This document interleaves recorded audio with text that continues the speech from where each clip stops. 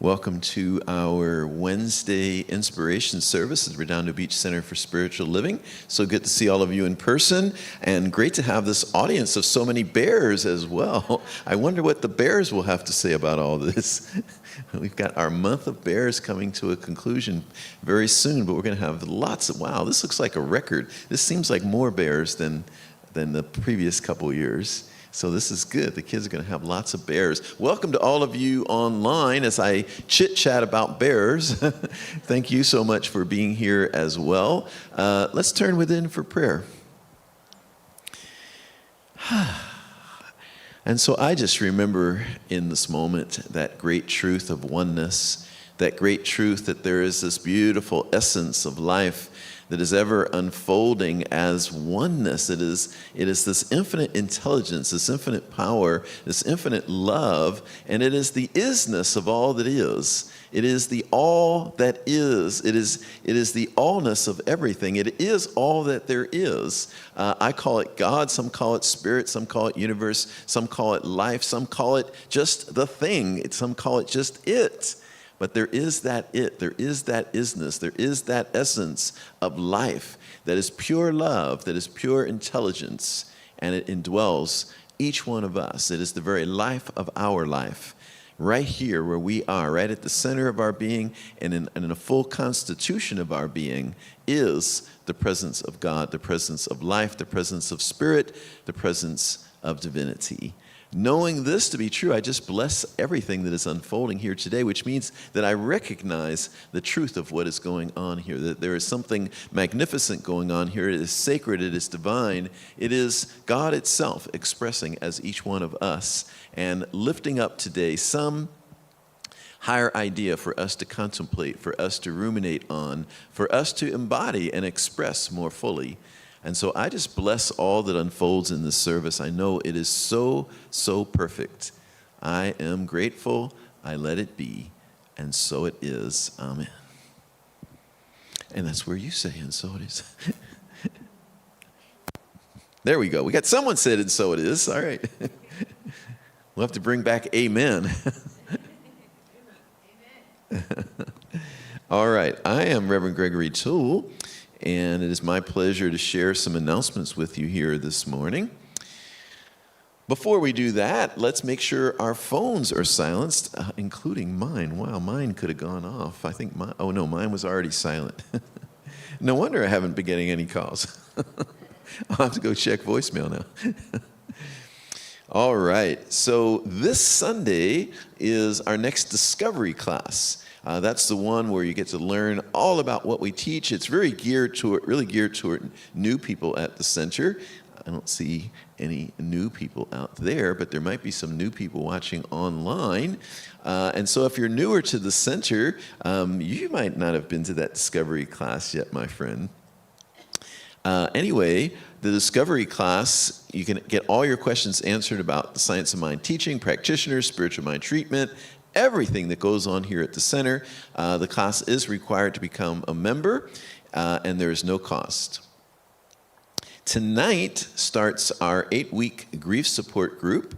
It's really like a class because we have a book called the Grief Recovery Handbook, and we really go through 8 weeks of doing specific things to recover from our grief, which is a really radical idea, given that a lot of times we just think, well, it's just going to take time, it's just going to take years, or sometimes we think, I'll never be done with this, and the reality is you could be recovered from it in 8 weeks. Not that you won't miss the person still, but be recovered from all of those intense emotions that we associate with grief.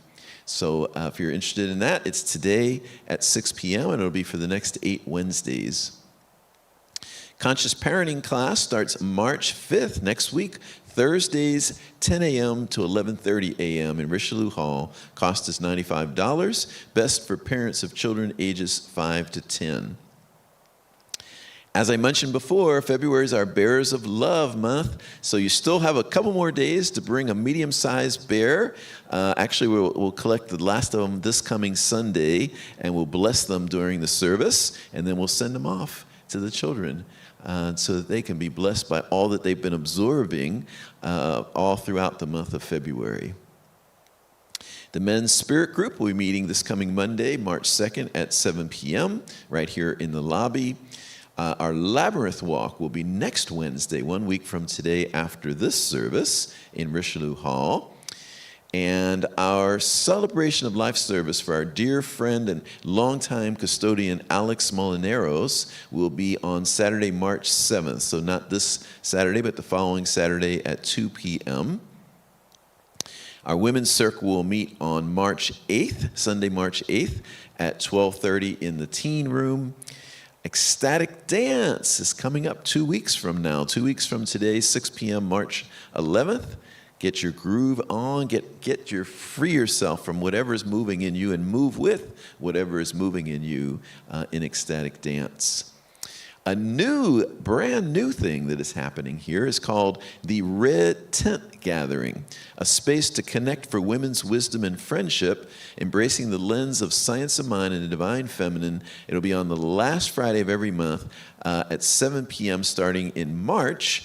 And if you know Shannon and Lauren, two of our newer members, they are going to be the ones leading that and facilitating that. So all women, you are invited.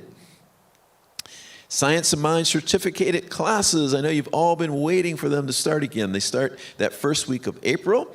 I will be offering a foundational class for those who haven't started the journey with certificated classes yet. That's the first one. So all of you who are newer, join me for Change Your Thinking, Change Your Life. Those who are continuing, meaning you've already taken certificated classes, practitioner Mark Ruth is going to offer a powerful class called Powering Your Decisions. For more information about all of this, you can go to the activity table in the lobby, weekly e-newsletter, as well as our Spirit Speaks magazine. Although this will be the last time I'm announcing that, because the Spirit Speak, we're getting ready to go into March, and we won't do Spirit Speaks anymore just because we already have the information in so many other different formats. Finally, a big thank you to all of our wonderful volunteers. We appreciate you all so much. Let's give our volunteers a hand. They do such an awesome job. Yes, thank you, volunteers. Today, let's come to the present moment. Today, we have Reverend Katherine McKinney, the awesome Reverend Katherine McKinney, as our speaker. And before we get to Reverend Katherine, we have our lead musician, Elise Carver, giving us a song. Good morning, everyone. This is one of my favorite songs called God Is by Faith Rivera.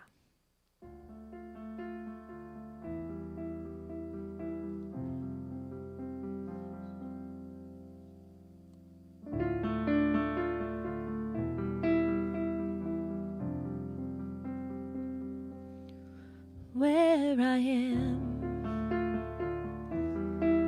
God is. Where I stand, God is standing strong.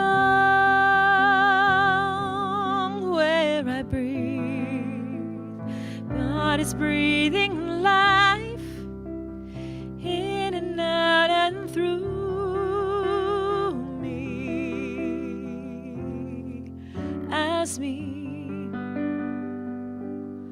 where I sing, God is. Where I dance, joy lifts my feet. Where I live, beauty's flowing free in and out and through. Me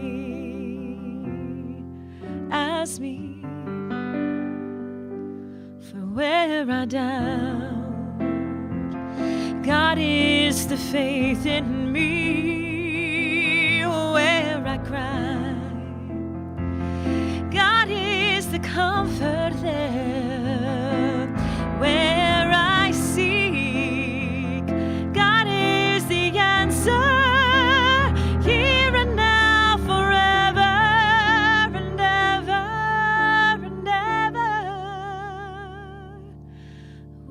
I speak truth. where I work. Love is my career, and where I play, God is playing boldly in and out and through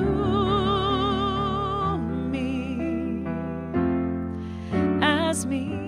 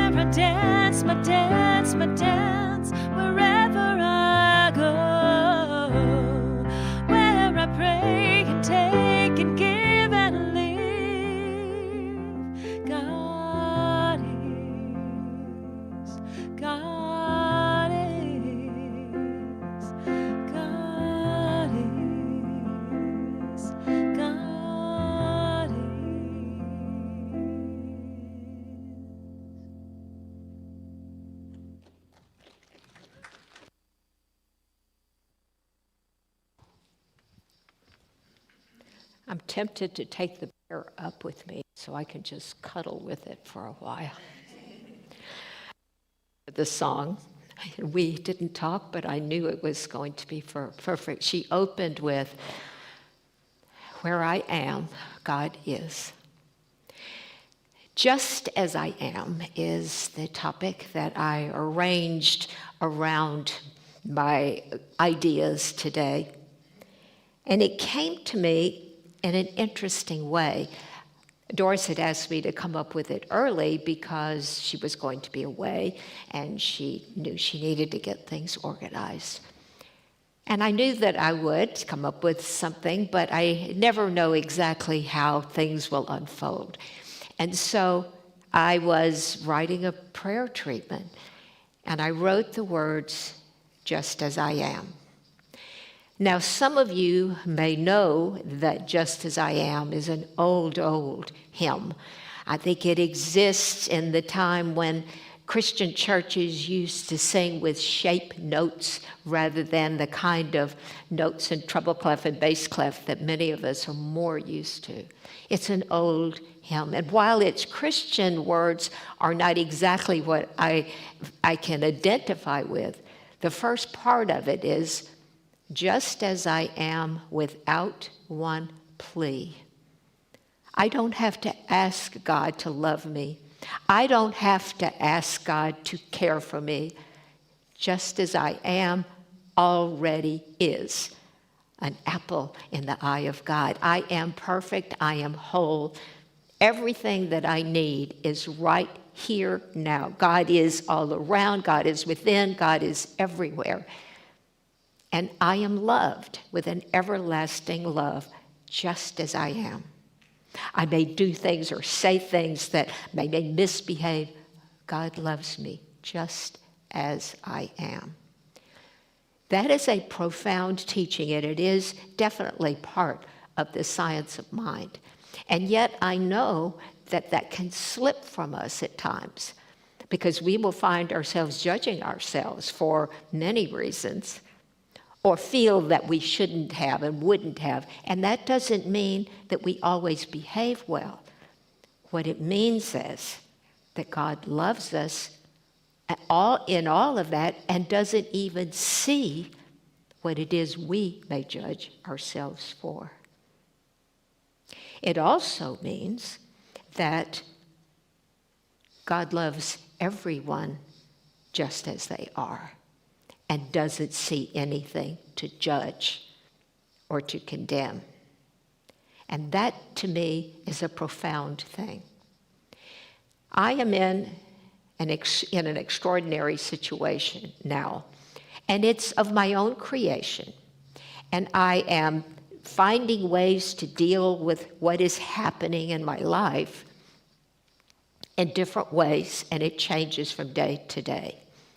And so I find myself, even in the last, the book reading we did that ended about 10:30, we're talking seminar lectures is the book, and Ernest Holmes is being so profoundly personal about how we are and how things unfold and forgiving and how we deal in prayer. And I found myself in the course of that class, and even during the song, and even at earlier times today, I feel incredibly emotional.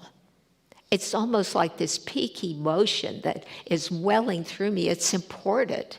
It's something very important, and it's profound, this experience that I am in. It's not your experience. You are simply observing or listening. It's my experience.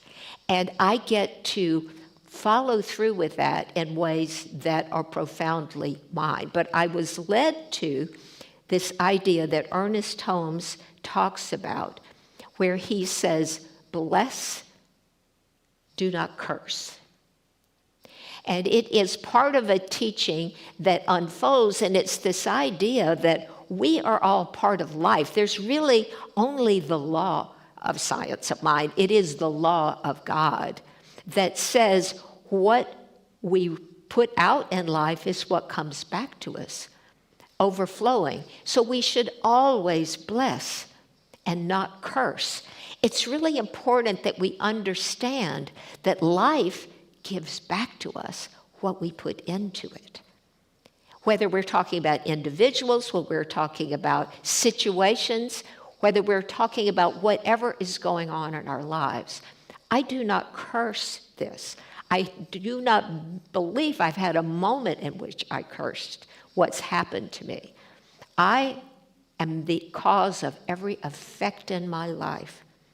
And if it was needed to be pointed out to me, I accepted it from the beginning.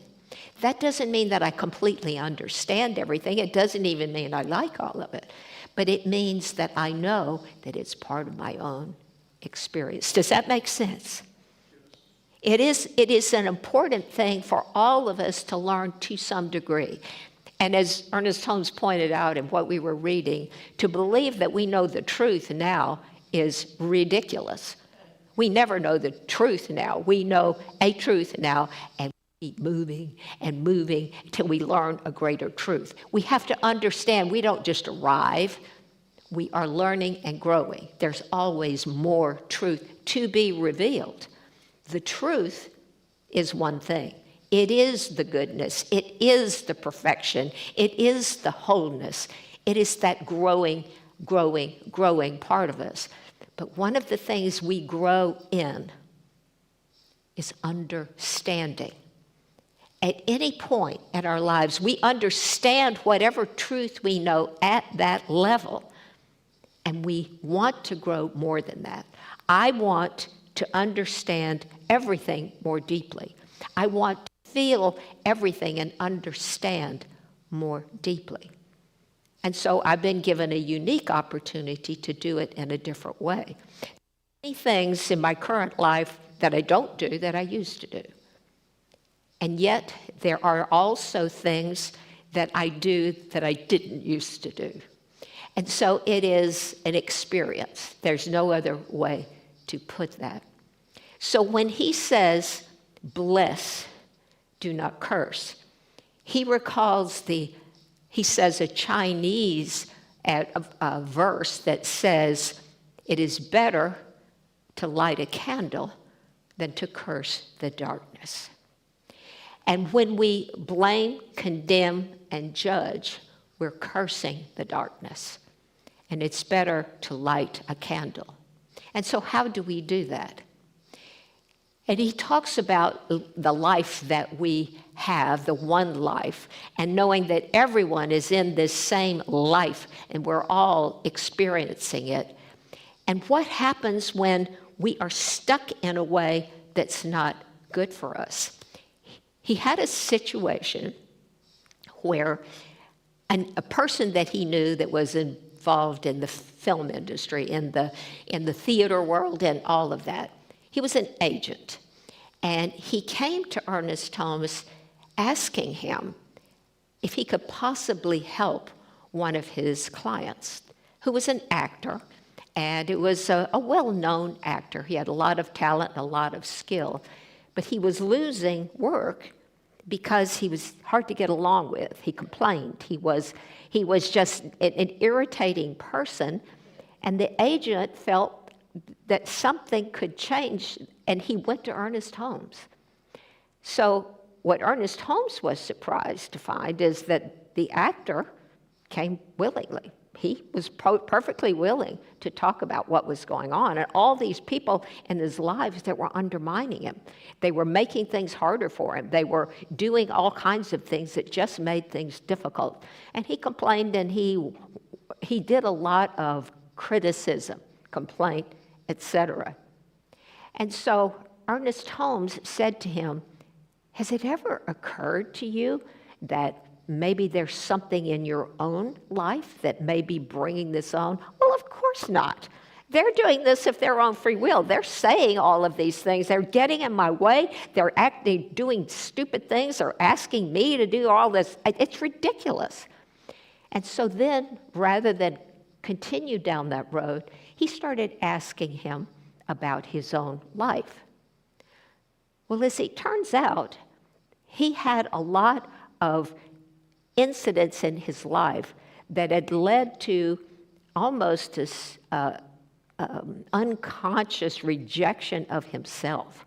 He was harshly critical of himself, and he revealed that in what he was telling him. So it's a more involved story, but what Ernest Holmes came around to, he says, are you open to doing some things that could turn this around? And the actor said, sure. And Ernest Holmes continued to be surprised that the man was so willing. So far was he down that negative path. And he said to him, what I want you to do is to think about the agent, the managers, the property people, the producer, all of those different people you're complaining about. I want you to start in your mind, just in your mind, thinking of them as productive, happy, helpful people. Think good things about them. He gave them a lot of specific things to think about for each of those people. The guy said, well, sure. And so he started out doing it. And again, Ernest Holmes was surprised because he actually did do it. It took several months because this was all happening in his own consciousness. In his own consciousness is the way this was unfolding. And he said, he came to be that people did start changing because of the way he simply thought about them. And they began to be more cooperative. And the short version, to rush to the end, is he became a much more successful actor. He was well liked. He moved forward in his profession. And as Ernest Holmes was writing this, he was saying today he's highly regarded, and he's moved through that idea. So instead of cursing what is your problem, he's saying that you need to lighten it. Now, I didn't follow this idea one time, but someone had come to me about some negative things in their experience. And I remember, not even remembering this incident with Ernest Holmes, or not consciously anyway, I suggested that she start finding things to compliment. This was verbal, like just the clerk at the grocery store, just people who were being helpful. Start looking for things to praise. And that is one way to take yourself out of yourself, especially when you are not settling into that person that you are. You feel somewhat disjointed. That notion of being just an instrument of kindness. You can give someone a flower. You can pick up something that someone has dropped. You can open a door. You can smile. You can simply smile when nothing is called for, just a nod and smile in passing. It is lighting a candle. It doesn't matter what's going on in their lives. You're simply acknowledging their presence as a human being, as if you're glad to see them and glad they're here. And see, that is a way to light a candle, especially when you don't feel good. And I think another thing, if you're having those issues, is that you find things to be grateful for and write them down. I'm having a little trouble writing now, but I'm finding other ways to do that. And so writing things down, there's something physical about that I have found to be revealing. And I think part of it is because it takes a while to write as opposed to saying something or as opposed to thinking it. You go whiz past. But I find that as I write, I'm writing the words and I'm thinking about what I'm writing. I may even change the word that I'm going to say. I'm editing as I write, maybe a more accurate word, maybe a more revealing word, maybe something that for me is better. And I love that sifting that our consciousness does as it chooses exactly how we're going to speak and talk and express ourselves. And so for me, that's been a learning experience. It's a revealing experience, let me put it that way, because that's what I learned. I learned more about myself and how I'm choosing to express. And so in all of this, the idea that we bless and not curse. Now, one of the reasons that I focused on that is I've been in a couple of situations lately, more group discussions, and no matter how uplifting the material is, there's sometimes people who want to relate it to current events and bring up things that, how can this be true because? I'm choosing to not do that. I'm choosing to not do that for myself because right now I don't have time for it. I have time to do certain things. See, I've taken on a part-time job. This part-time job is about 4+ hours a day. But the thing is, it's 30 minutes here, and it's 30 minutes here, and it's 30 minutes at least 6 times a day. It's called physical therapy. It's intense. It takes up my time. And during all of that, if I read anything, news items that disturb me, I literally have to go right over.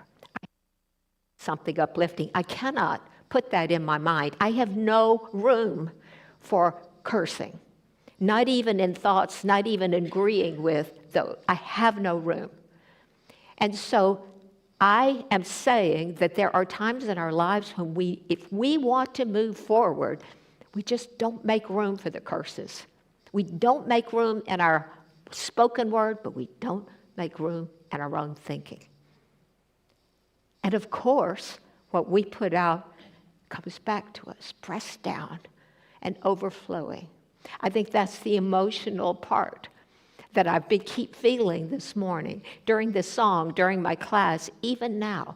Even as I was sitting in that chair, it's just a matter of knowing that this is the fullness of life when we embrace this idea that I am God's whole and perfect person, just as I am. And so is everybody else. I may not like that. I may not want to agree with that, but it's the truth. And so I'm choosing to not give room to anything else, at least for now. And I encourage all of us, don't make room in your own life for the cursing. Whatever it is, even if it's, you spill food all over yourself. I've done that too. You just food all over yourself. You clean it up, but you don't curse that. I was reminded, and speaking of spilling food, my grandson was with me, even after this happened, And so I had turned, he's standing on something, and I had turned away, and he picked up something that had an open top. And so he was going to hand it to me. That's what he was going to do. It was a full cup of liquid, and he, here, Nana, but he couldn't manage it. It was a big glass, and he spilled all over everything. Well, at this time in my life, things that need to get cleaned haven't all gotten cleaned. I still see that stains of that, and I'm laughing because, bless his heart, he had no idea what he was doing except he wanted to help Nana. And so how could I curse that? So when I see it right now, it's on a kind of still some stain on a drawer, I know that it's not a curse. It was a spill and it was a mess. But here, Nana, take this. So there are reminders, and there are ways in which we deal with what we deal with. But if we can just harbor that one idea, that just as I am without one plea, I am the perfect child of God, just as I am. And so is everyone else. And so I invite you to simply say those words. Just as I am, I am whole, I am perfect, and I am complete in the mind of God. I am loved with an everlasting love. I choose to accept that and embody that feeling in my interactions with everyone I meet.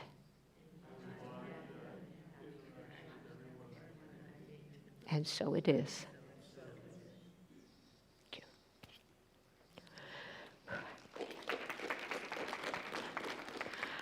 I don't know if anyone has a plate here. I think, yes, he does. Thank you. David is going to come around and pass the plate. And so as we do this, we are acknowledging the wonderful ways that we can give to this church. And these, the calling the number is certainly a wonderful way. Using the scanner, which I think is just fun, and also just going online. I mean, that's pretty simple too. And believe me, we always accept checks and cash in the plate. It's always a wonderful thing. I believe in giving to this center, and I can stand here and say this with such wholeheartedness. I support this center financially and in other ways because it's been here 9 years, and I want it to continue. So let us bless the money that we have given, are giving, and are giving now. As we say, divine love consecrates my gift.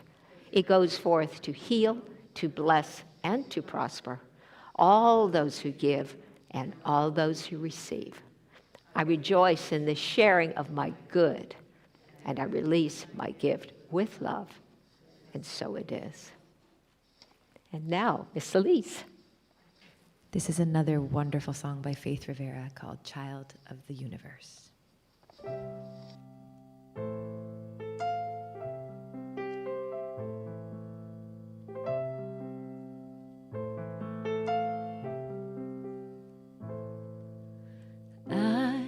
I'm a child of the universe. The ocean dances at my feet. The wind plays a melody through my hair. I am loved at every turn. I am kissed by Mother Earth. I am a child of the universe. The sun warms me in its embrace. The stars have aligned for me in the sky. I am honored by all life. I am held by Father Time. Every blade of grass shaking leaf on a tree, every mountain top sings of the glory of God moving through me.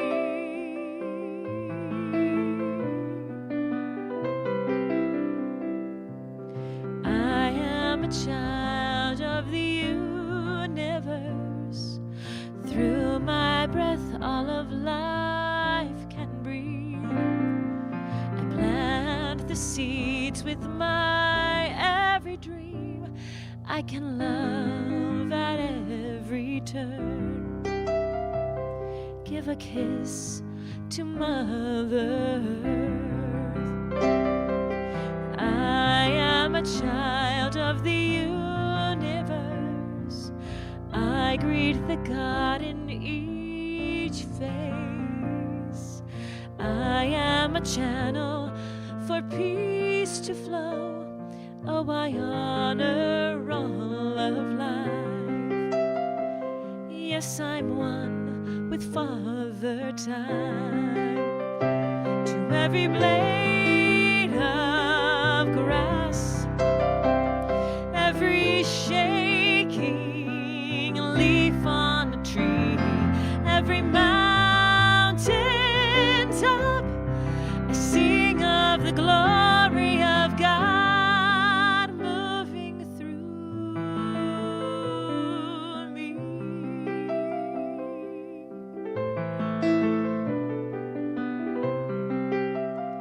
Moving through me.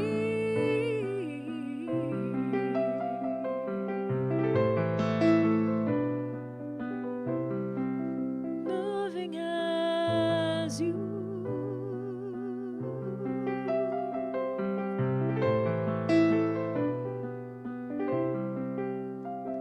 Moving as me.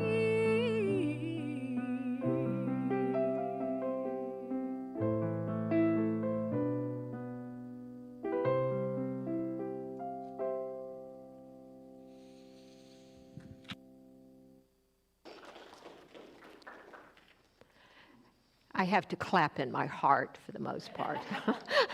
It's a wicked thing. So, does anyone have a question or have a request for prayer or something to say? Does it matter? And we have back there, we can move through and bring you a microphone if you would like. All the way over here, it's Rosemary over here. Is someone at the board making sure this speaker is turned on? Thank you. I need all the help I can get. As some of you may know, I lost my husband about 1.5 years ago, and I found that all I was thinking about was the pain that I was suffering. And somewhere around Thanksgiving, I started realizing I have to change this. And I got back into thinking about my science of mind studies for over 50 years. And so I've been saying, thank you for the joy. Thank you for the every little thing. And it's something as simple as, I'm older, I walk with a cane now. A man opens the door, I'm grateful. So it just comes out, thank you, kind sir. It used to be just thank you, and I'd get a lovely smile. But now as I say, thank you, kind sir, these fellows beam at me. Even teenage boys, they're just so tickled I've said that to them. And I am truly grateful, but it's like, it's a little thing I'm putting out, but I'm getting so much back for it. I'm grateful for this. I appreciate every word, so thank you. Oh, and thank you, Rosemary, for sharing. That's wonderful. By the way, one of my PT exercises, I just did this in gratitude without this being on. I'm to hold it here, and then I have to come further down, which I can't do, and keep it all together and keep this shoulder, all of that stuff. But it's a prayer pose. Isn't that a cool thing to have as a physical therapy exercise? Anyone else have a comment?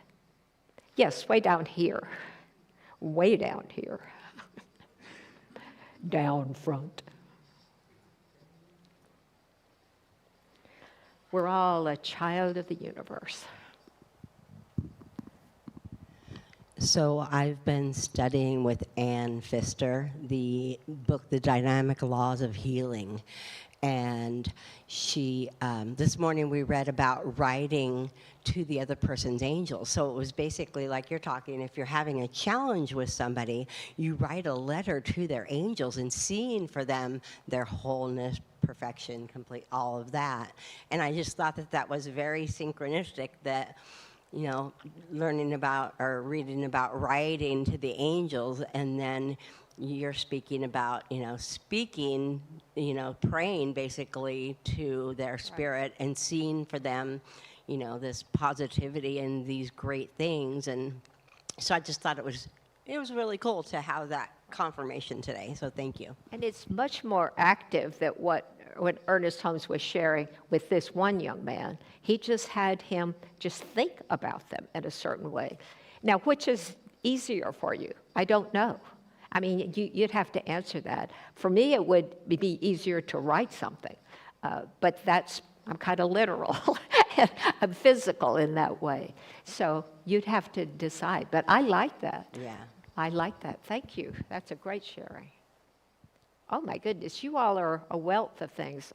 I love my reading class that happened before, that they had wonderful share. It's just really, when we come together in any kind of community and we have the opportunity to listen to another voice, it is really a rich opportunity.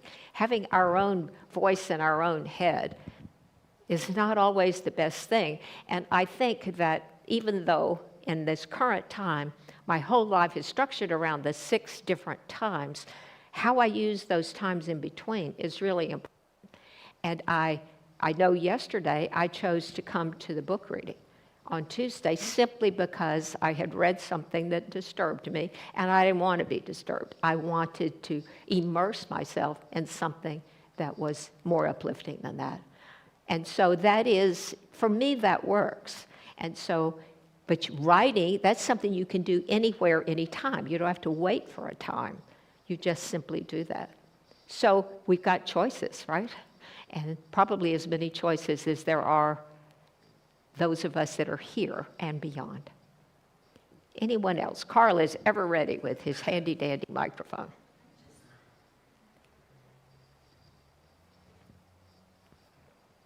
You look like you're headed somewhere, but I don't see where. Oh, right here, okay.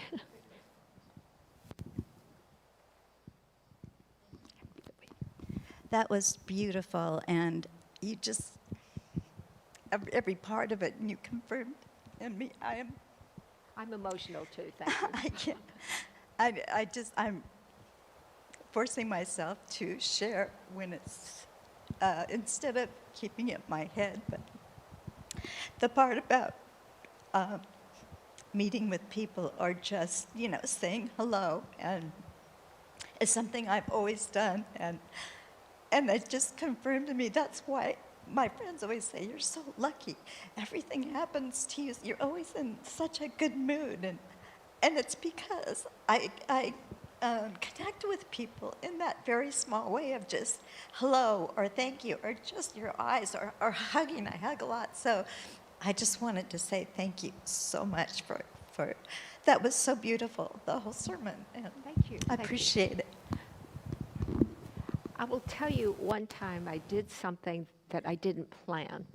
I was in line at a grocery store, and the clerks, there were 2 of them, bagging and checking, and the customer, she was just complaining. I don't even remember, I don't even know that I listened, but she was criticizing, had things to say, and of course, these are well-trained service people, and they said nothing back. They accepted what was going on, and the woman moved through, and then I moved into her place, and they had this dour look on their face, and I just went,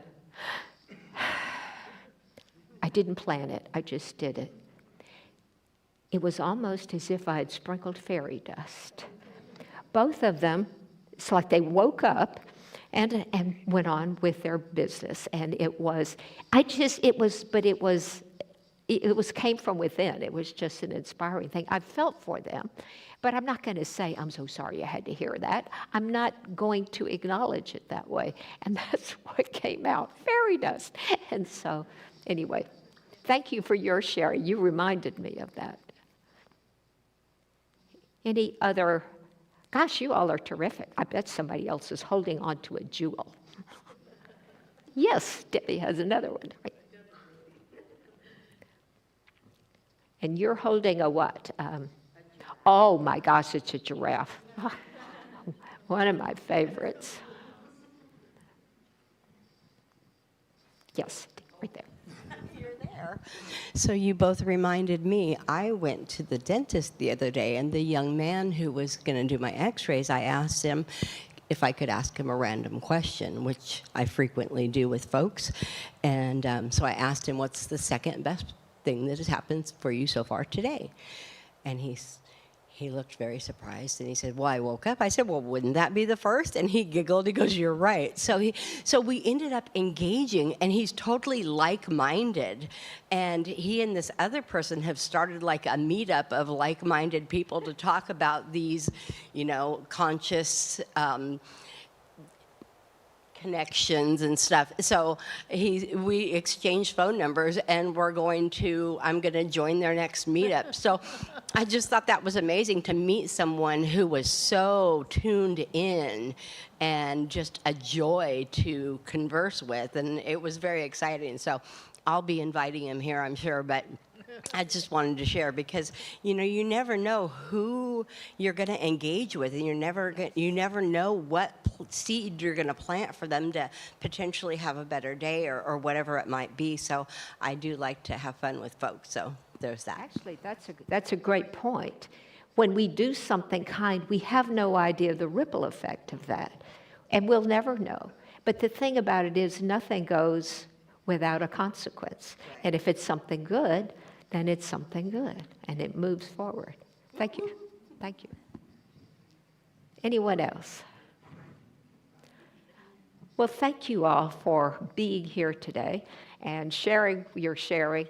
And I know that regardless of what's going on in my life, I always appreciate the time to be able to share with a group in the wonderful ways of spirit. We all are on a quest. Ram Dass says, we're just walking each other home. We're always helping someone in some way. And so I know that we all want to do that. And so as we open ourselves up to the opportunities, they will appear. They will just come. And so have a better and best day. And so it is.